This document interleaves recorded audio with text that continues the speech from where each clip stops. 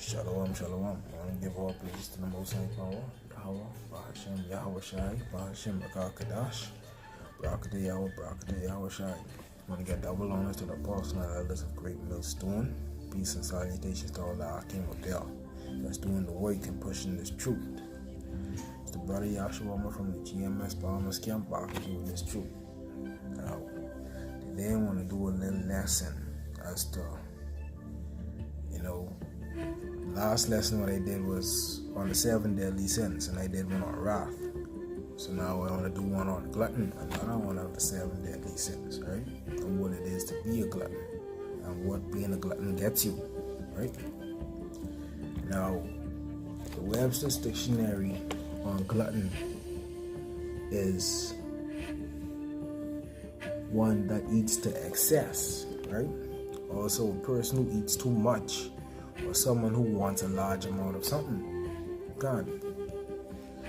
Now, the argument there who is in this truth, there are jakes out there who have no understanding. They will say, the Bible say Yahweh Shai was a glutton. No, they're different. The glutton used in that sense means voracious. And what voracious means is having a huge appetite, or a tendency to eat a large amount of food. So when it says glutton in that sense, it just means that he ate a lot. You see? But glutton, to the sense as to what I'm explaining now, is when you eating in excess, when you eating more than you're filled, meaning you're already full, but you're trying to eat more to the point where you puke. That's being gluttonous, right? The Strong's definition of glutton is translated this to Strong's expanded exhaustive concordance, right? It's H2151. It translates to Zolal. Strong's definition is to be loose, morally worthless, or prodigal, right? To be loose, morally worthless, or prodigal, right? Glutton, righteous eaters, riotous eaters, right? Let's look up here in GMS. We go into definitions. Let's look at the word prodigal now. The Webster's Dictionary definition of the word prodigal is recklessly extravagant, wasteful, lavish, right? So to be prodigal is to be wasteful, and to be gluttonous is to be worthless, to be loose morally, right? So let's bring out some scriptures to further prove that, right? So the book of Deuteronomy chapter 21, starting at verse 18, right? Don't forget now, when you be worthless, you get punished for it, right? But scripture will bring it up. Deuteronomy 21 and 18.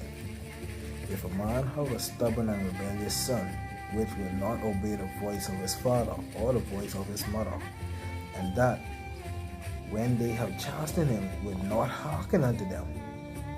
Don't forget now, the Bible says obey. Honor thy father and thy mother, so thy days will be long. Right? Verse 19. Then shall his father and his mother lay hold on him, and bring him out unto the elders of the city, and unto the gate of his place.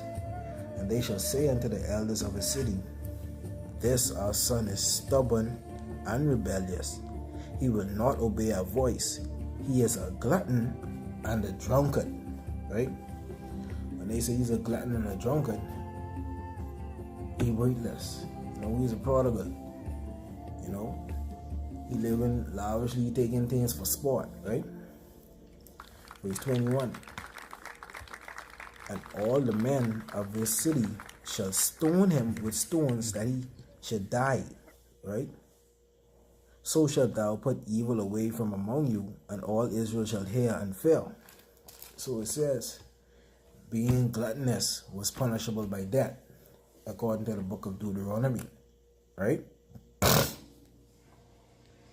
It says, verse 21 again, and all the men of his city shall stone him with stones, that he die. so shalt thou put evil away from among you. So being gluttonous was evil also, you know. And to do away with it, they stone it, they kill it. And all Israel shall hear and fear. Meaning, when the people of Israel saw that, they know not to be in a gluttonous state. Right? So now, let's turn to the book of Proverbs, chapter 23. Right? It's the book of Proverbs to further prove that point, right? Chapter 23, start at verse 19. Right? It reads, Hear thou, my son, and be wise, and guide thine heart in the way. Most I saying, listen, you know, and be wise, and guide your heart in the way, right? Verse 20, Be not among wine bibbers, among riotous eaters of flesh. When it says be not among wine bibbers, that means drunkards. The same thing as Deuteronomy said, you know, a drunkard. And you know, the Jake so damn say, well, Yahushua was a wine bibber. No, he was a wino. When they say wino, that's a person like a wine connoisseur. He only drank wine, but not to the extent where he was drunken, where he lost his sense. You see? Verse 20, Be not among wine bibbers, among riotous eaters of flesh. Now, riotous eaters of flesh is the same definition as glutton, right? Because don't forget now, when we went into the definition of glutton, it says in the Strong's, riotous eaters, right? Glutton. Now, verse 21, For the drunkard and the glutton shall come to poverty, and drowsiness shall clothe a man with rags. Khan. Now, when it's drowsiness, means to become indolence, right? And indolence means slothful, and slothfulness will cover thee, right? So when you gluttonous, the 7 deadly sins, they go hand in hand. When you is a glutton, you become slothful. Same thing like when you eat a lot, you know, you get tired, you're weak, you don't want to move around, right? When you gluttonous, you become slothful. See, when you say, For the drunkard and the glutton shall come to poverty, right? And drowsiness, which is slothfulness, shall clothe the man with rags. So slothfulness will overcome you, right? Verse 22, Hearken unto thy father that begat thee, and despise not thy mother when she is old. Verse 23, Buy the truth and sell it not. Also wisdom and instruction and understanding. And we know how he's buy this truth, you know, through doing the work of the Most High. That's us purchasing this truth, you know, and sell it not. We give this truth freely. We don't ask for no offering, we don't ask for no tithes, nothing like that. We give this to you freely. You see? But to buy this truth, you have to make your sacrifices, your spiritual sacrifices unto the Most High. Your physical and your spiritual sacrifices, per se. You know? Make your body a living sacrifice unto the Most High. You see? Now, to further give you an understanding as to what gluttonous is, let's turn to Proverbs chapter 28. You can start at verse 5, right? It says, Evil men understand not judgment, right? But they that seek the Most High understand all things, right?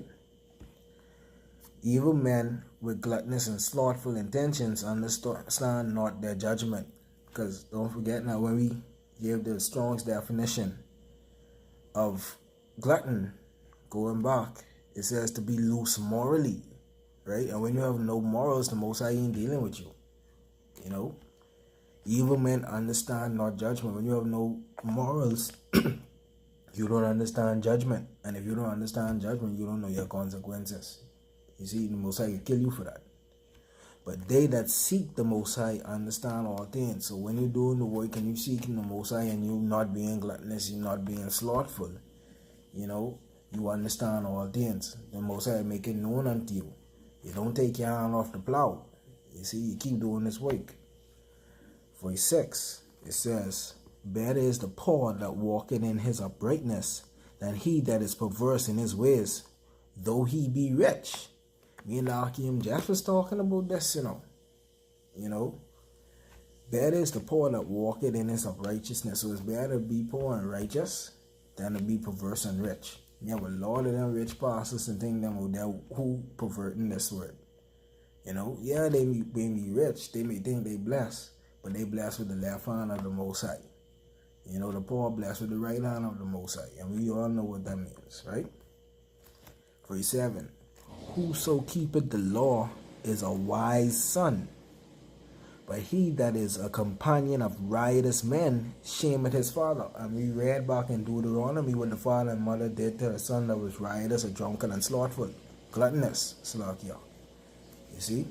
Whoso keepeth the law is a wise son, but he that is a companion of riotous men, slothful men, gluttonous men, shameth his father, right?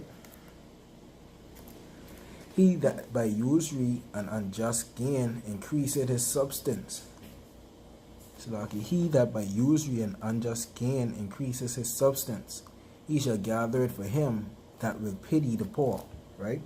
And usury in the States usually means to lead with unrighteousness, to lend with unrighteousness, to deal with unrighteously. You know what usury means, because the brother Karadazar did a video on usury.